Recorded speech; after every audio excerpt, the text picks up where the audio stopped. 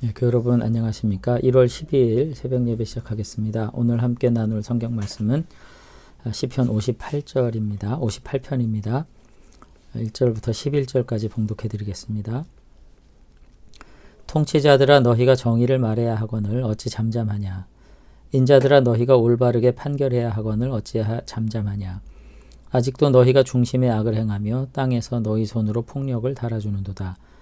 악인들은 모태에서부터 멀어졌으며 나면서부터 곁길로 나아가 거짓을 말하는도다.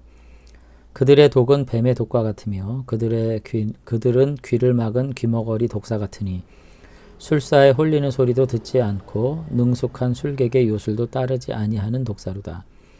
하나님이여 그들의 입에서 이를 꺾으소서. 여호와여 젊은 사자의 어금니를 꺾어내시며 그들이 급히 흐르는 물같이 사라지게 하시며 겨누는 화살이 꺾임 같게 하시며 소멸하여 가는 달팽이 같게 하시며 만삭되지 못하여 출생한 아이가 햇빛을 보지 못함 같게 하소서.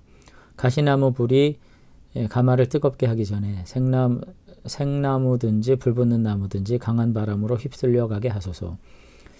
의인이 악인의 보복 당함을 보고 기뻐하며 그의 발을 악인의 피에 씻으리로다.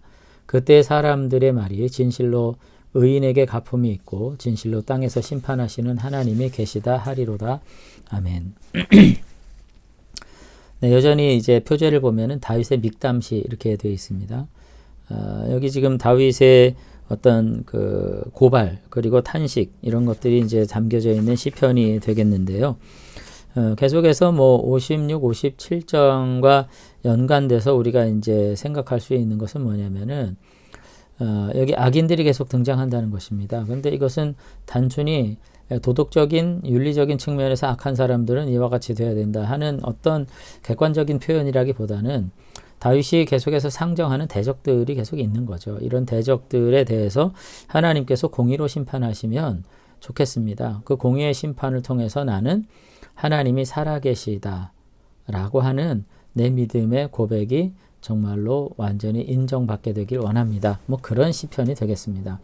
결론이 11절에 나와 있는 거죠. 그래서 그때 사람이 말이 진실로 의인에게 가품이 있고 진실로 땅에서 심판하시는 하나님이 계시다 하리로다. 그러면서 그와 같이 되기 위해서는 결국 어떻게 해요? 하나님께서 그 모든 악인들을 이제 멸하시기를 원합니다. 오늘 이렇게 하는데 여기 내용 보면은 이제 4절부터 9절까지에 보면은 굉장히 뭐랄까요, 탄식과 간절한 간구의 시인데, 그러니까 이거 탄식, 슬픔 가운데 지금 애통하는 시거든요. 그럼에도 불구하고 여기 굉장히 어떤 시적 어떤 유희가 이제 보인다는 것입니다. 4절에 특히 보면은 악인들에 대해서 뭐라고 지금 얘기하냐면은 여기 이제 1, 2절 먼저 보면 악인들이 누굽니까? 이게 정의를 말해야 되고 올바른 통치와 판결을 해야 되는 지도자들인 거예요. 그러니까 은근히 사울이나 뭐 백성의 지도자들이 지금 여기 시의 어떤 상대로 배후에 지금 이제 드러나 있는 것인데 여기 지금 정의를 말해야 하거늘 어찌 잠잠하냐, 올바르게 판결해야 되거늘 어찌 잠잠하냐 이렇게 되어 있거든요. 여기서 이제 정의와 올바른 판결, 재판은 사실 통치의 개념하고 다 결부되어 있는 것입니다.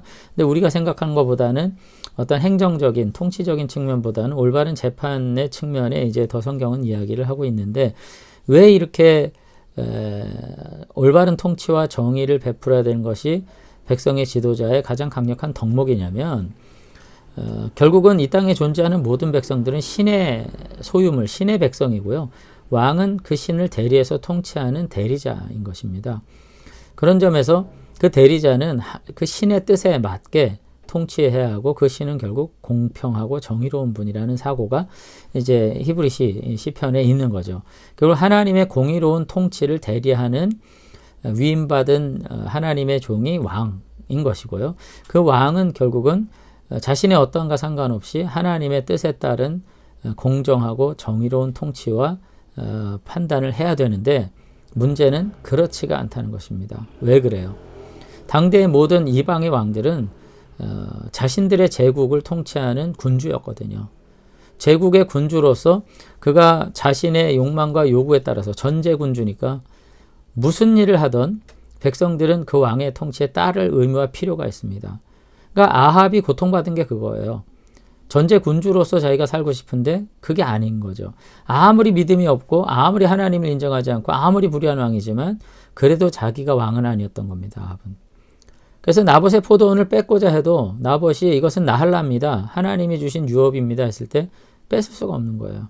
그래서 공중에서 벽을 지고 신음하고 고통받은 건데 이세벨이 뭐라 그러냐면 당신이 이스라엘의 왕이 아니십니까? 이렇게 말했을 때 이세벨의 왕의 개념은 전혀 다른 거죠. 결국은 유대인들의 기본적인 정서는 성경에 따라 이와 같이 있었는데 문제는 결국은 그런 생각을 가지고 있음에도 불구하고 이방의 존재군주와 전혀 다르지 않은 악함을 가지고 자기 욕망을 따라 통치했던 것이고 사울이 패망은 그와 같은 경로를 따랐다는 점에서 굉장히 문제가 이제 있는 거죠. 그러면서 오늘 여기 이제 계속 보면은 다윗의 겸손함은 또 어디에 있냐면 이와 같은 왕에 대해서 구약의 선지자들은 심판을 했어요. 본인이. 이제 너희가 심판자가 아니다라는 거죠. 진정한 재판자는 위임받은 왕인데 오히려 선지자가 왕을 심판하는 이와 같은 메시지를 던지면서 왕의 어떤 존재에 대해서 부정하는, 사실은 선지자의 심판의 메시지가 얼마나 강력하나가 중요한 게 아니고요. 사실은 결국 그와 같은 행위 자체가 문제인 거죠. 왜? 왕을 부인한 행위니까. 그럼으로써 구약 안에서 왕과 선지자의 팽팽한 견제와 어떤 그 경쟁, 그리고 거기서 이루어진 어떤 균형, 이런 것들이 있었던 것이고요. 그러면서 의로운 왕은 그러나 선지자의 말을 듣는 거죠. 다윗이 이제 훗날 나단의 이야기를 듣고 회개한 것처럼. 근데 이제 오늘 여기 시편에서는 다윗은 본인이 그와 같은 위치에 있지 않기 때문에 심판해달라고 요청하는 입장에 있습니다. 판단하지 않고요. 판단해달라고 요청하는 입장에 있어요. 그러면서 그와 같은 판단이 있을 때 하나님이 계시다라고 하는 믿음으로 위로받을 것 같습니다. 이렇게 지금 얘기를 한다는 거죠. 그러면서 이제 이 악인들을 어떻게 묘사하는가. 여기에 이제 시적 유희가 있다. 아까 그런 말씀을 드렸는데 4절 한번 보세요. 그들의 독은 뱀의 독과 같으며, 그러니까 그들의 말은 독과 같다는 거죠. 그들은 귀를 막은 귀머거리 독사 같으니 술사에 홀리는 소리도 듣지 않고 능숙한 술객의 요술도 따르지 아니하는 독사더라다. 보세요. 이제 독사를 가지고 이제 마술을 많이 했거든요. 이제 고대에 피리를 거기 불면서 뭐 독사가 춤을 추게 하고 뭐 이제 이렇게 하고 점을 치고 하는데 귀머거리 독사예요. 그래서 아무리 술사가 또 능숙한 술객이 요술을 하려도 되지가 않는 거죠. 그래서 도무지 이 필요 없는 쓸모없는 엉터리 뱀 같은 존재가 돼버린 거죠. 백성의 지도자들이 그렇다는 것입니다. 그래서 그들을 어금니를 꺾고 흐르는 물같이 사라지게 하고 겨누는 화살이 꺾은같이, 화살로 겨눌 수는 있지만 그 화살을 잘못 쏴서 화살이 꺾여서 도달할 수 없는 그 같은 낭패감을 맞게 해달라고, 뭐 이런 고난 속에서 너무나도 처참한 형편임에도 불구하고 어떤 시적 유희를 가지고 이 악인들을 표현하는 다윗의 어떤 뭐 여유랄까, 이와 같은 어떤 태도들을 이제 보게 되는 거죠. 그러면서 오늘 이 하나님께서 이들을 온전히 심판하셔서 하나님의 온전히 정말 살아계심을 내가 온전히 고백할 수 있도록 해 주십시오. 오늘 이렇게 고백하는 것을 볼 수가 있습니다. 저 여러분에게도 오늘 참으로 이 땅에서 살아가는 동안에 여러 가지 재난과 고난이 있겠지만 하나님께서 도우시라고 하는 믿음 안에서 주어지는 여유, 이것마저 잃어버리지 않으실 수 있으면 좋겠습니다. 당장 죽는 게 아니잖아요. 그죠? 그래서 우리가 여러 가지 어려움 속에서도 오늘 다윗이 가졌던 이와 같은 여유를 통해서 다시 한번 잠시 안식을 누리고, 그러나 반드시 하나님께서 하나님의 정의를 회복하심으로써 하나님이 계시다, 내 마음이 주께 정해졌다 하는 믿음의 고백을 이어가는 자들이 결국 우리가 될 수 있도록 우리가 다시 한번 하나님 앞에 더 진실하게 기도하고 하나님의 정의가 세워진 날들을 소망할 수 있는 그런 저와 여러분들이 되시면 좋겠습니다. 한번 기도하겠습니다.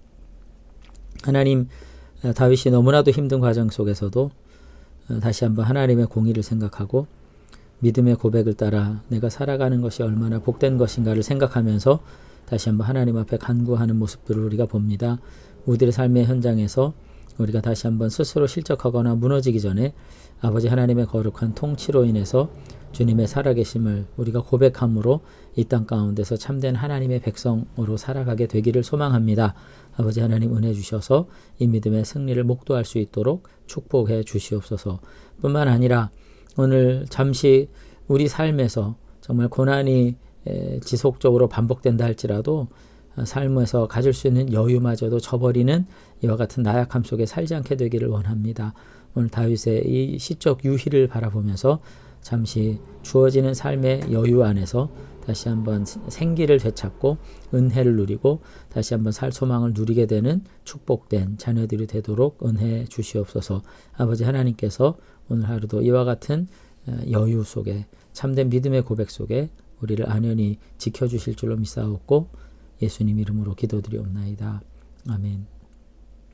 오늘 하루도 다시 한번 삶의 잠시 주어지는 일상과 그 여유 속에서 어려움 속에서도 새 힘을 누리고 주님 앞에 믿음으로 나아가실 수 있는 저와 여러분들이 되시면 좋겠습니다. 감사합니다.